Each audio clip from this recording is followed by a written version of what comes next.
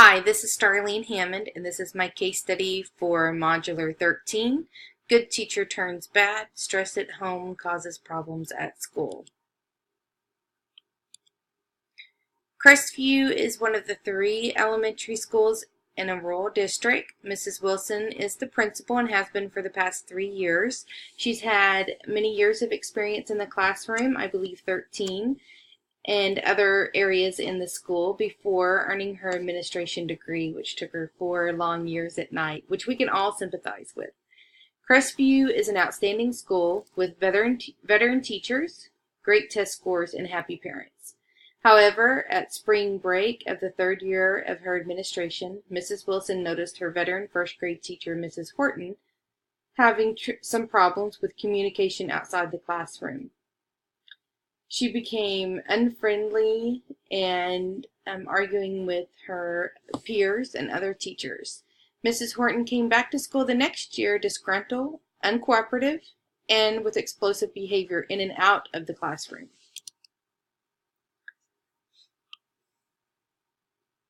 Category 1, Problem Identification and Analysis. What do you know? A teacher is having problems at home and has brought the stress to school. Many teachers and parents have complaints about the teacher, and the children feel unsafe. What do I need to know? Was the teacher uncooperative with the reading before the break? And that means that was mentioned the cause of the disgruntled or uncooperative behavior. It stated that Mrs. Horton and the other staff members were in favor of a reading program, but when she came back, she wasn't in favor of it, and so I wondered, was she ever in favor of the reading?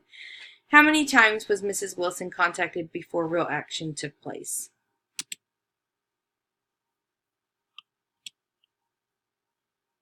There are several problems in the case study. Mrs. Wilson did not follow through before break. Mrs. Horton is stressed and not present in her work. Behavior change by Mrs. Horton. Parents ignored by Mrs. Wilson and Mrs. Horton. No beginning of the year check-in by Mrs. Wilson. Too many assumptions. Mrs. Wilson assumed that the end of school was coming and there was no incident, so she was going to let the end of the school happen and not confront Mrs. Horton or ask if there was anything she could do to help.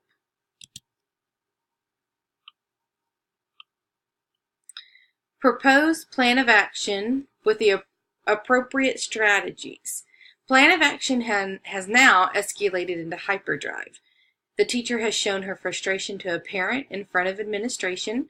6 weeks is a long time to go in the year without having some kind of check-in or rapport with a teacher, especially one that had such drastic change in behavior the previous year. Now that Mrs. Horton has shown aggression, Mrs. Wilson will have to be on alert and take specific precautions to ensure that Mrs. Horton is disciplined or on a plan of improvement. A veteran teacher has rights and privileges that come with years of experience.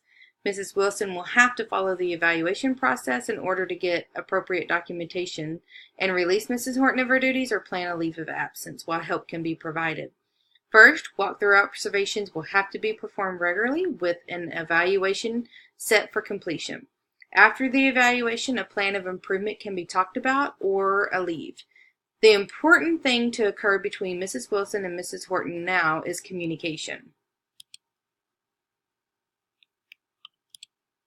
Success of all students. While walkthroughs are being done, the parents need to know their children are safe, and students need to know they can come to school every day and feel successful and safe in their learning environment. As an administrator, I would first invite any parent into the school that wants to witness their child in the classroom. I invite parents into my classroom all of the time. It's their right to be there, and they need to know that their child is safe and feeling successful, and the parents need to know that their child is safe. The parents have rights to be present.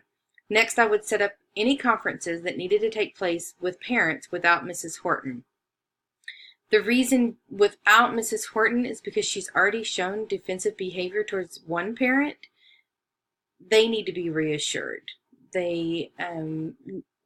Mrs. Wilson needs to wait and see how Mrs. Horton will react with support and help before introducing more parents, but the parents have to be acknowledged right away. During this time, I hope to communicate with Mrs. Horton on a level of compassion, trust, and honesty. If Mrs. Horton continued to be defensive like the night of the first conference, I would consider placing an aide or parent in the classroom at all times. Debrief. I feel that Mrs. Horton continued her trauma too long without support being offered to the point that she feels lonely and defensive. If Mrs. Wilson had taken action and simply asked if there could have been anything done before the break, just checking in. If Mrs. Wilson had had any type of relationship with Mrs. Horton, she would have felt comfortable enough to ask questions. And it doesn't have to be personal. It could have been work related. But now Mrs. Horton has dealt since spring break, so that's in March, all the way to August, the beginning of the new year. She's dealt with this kind of what we assume is her husband leaving and her raising her children now by herself. She's dealt with that all by herself for 5 to 6 months. Now she's become defensive, lonely, and is just seeking help in the most unprofessional way. I think the students come first, no matter what. The action that needs to take place is not going to be pleasant, but is warranted. I value policies and procedures that administration can stand on in a traumatic situation like this.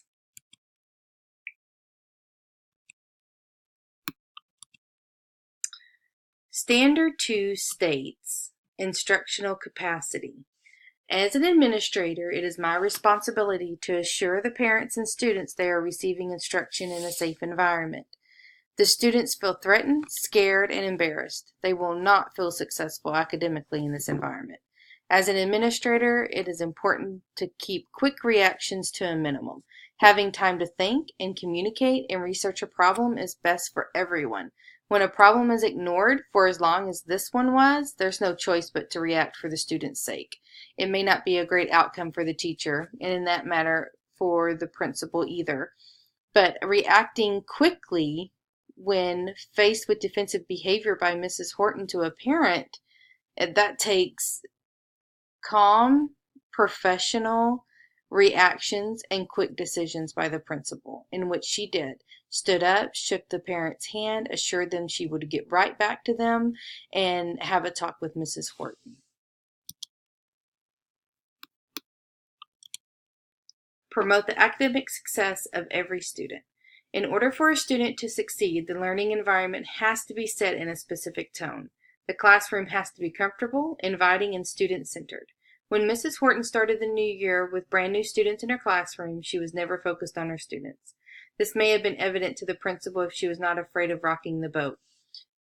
I gather that Mrs. Wilson took the principal position the first year and didn't make any changes. But then everything was so great, why make any changes? So she was on her third year with not having to make many changes, or maybe not being presented with such a traumatic experience such as this.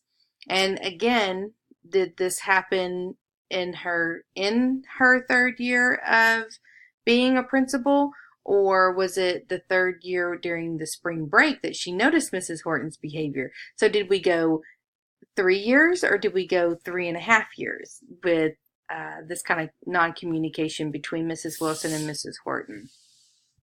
She could have been in the hallways during transition time, or walked by the classroom door to hear loud voices from the teacher. The lesson plan book could have been checked for best practice teaching strategies. The teacher has to be present in the classroom, but the principal has to be present in the building at all times. Promote the personal well-being of every student. A parent gives the school their child for 7 to 8 hours a day.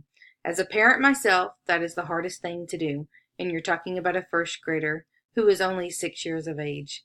It is the responsibility of the leader of the building to ensure the child is safe in learning. The well-being of a child involves their social, emotional, and academic health. In order to restore the confidence to the child and the parent, precautions have to be taken immediately.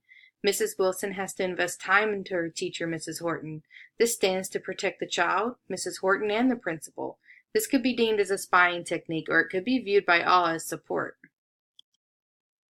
Enhance instructional capacity. In order to get the year going right in the right direction, Mrs. Wilson will have to make some immediate changes. I have been in a school when a teacher was placed in a different position within the first 9 weeks of school. The staff had to be on board with confidentiality, and support measures had to be taken by all. If Mrs. Horton needs to be in a less stressful environment, then placing her in an intervention classroom or library for a term would be appropriate. A classroom of first graders can be overwhelming for anyone, but especially one that is under as much stress as Mrs. Horton is. In a leader position, sometimes these measures have to be taken to ensure safety.